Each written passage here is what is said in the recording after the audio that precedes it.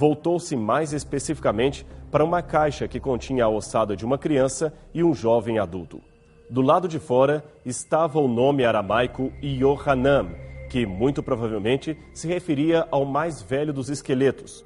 O mais interessante, porém, é que a ossada do adulto possuía um cravo atravessando os calcanhares.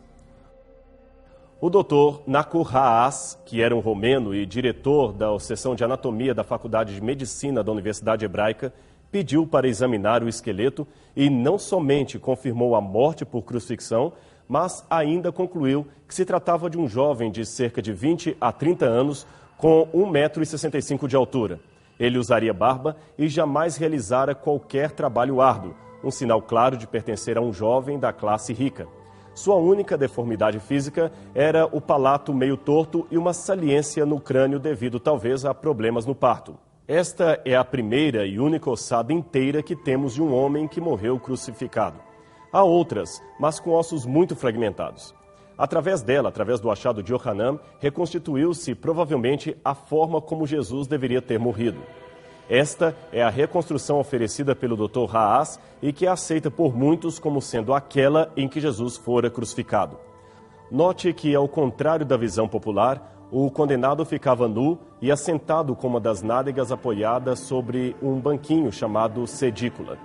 Os cravos geralmente eram pregados no antebraço entre o rádio e o cúbico. A Bíblia, no entanto, diz que os pregos de Jesus foram fixados através das mãos. E alguns entendem que assim poderia ser, pois o peso do corpo se sustentava na sedícula e não nas mãos do condenado. Não havia, portanto, espaço para rasgar o corpo.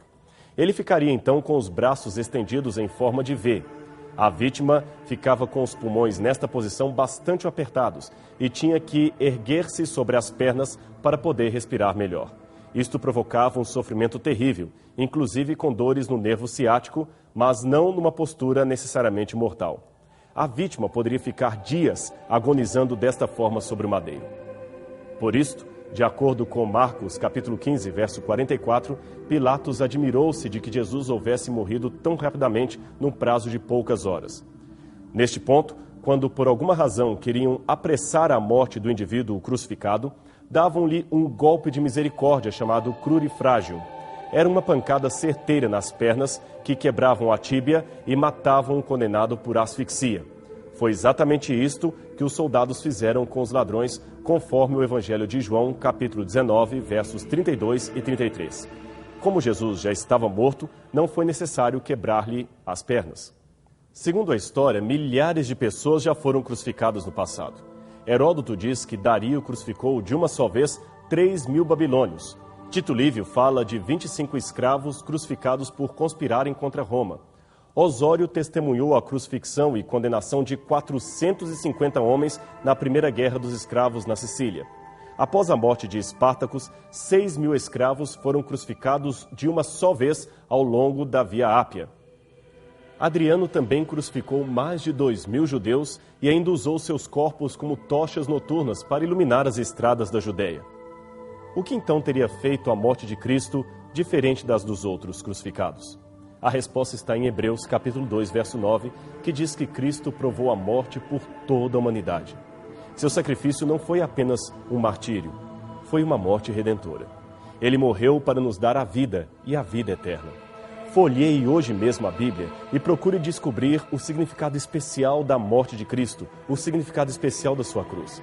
A sua vida certamente não será mais a mesma depois desta fantástica descoberta.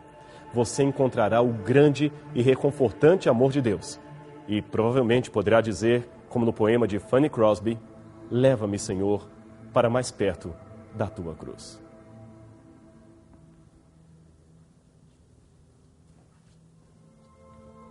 Chegamos ao final do programa Evidências, um programa que busca fatos que comprovem a veracidade da Bíblia Sagrada.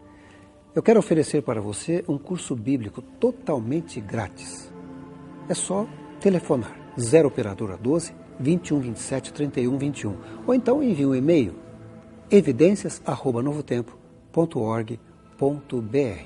Vai ser um prazer enviar para sua casa totalmente grátis um curso da Bíblia Sagrada. O programa chegou ao final, mas lembre-se, o programa Evidências é um programa em busca de fatos que comprovem a veracidade da Bíblia Sagrada. Na semana que vem, voltaremos com mais um programa, procurando essas evidências históricas e arqueológicas, juntamente com o professor Rodrigo Silva. Até lá.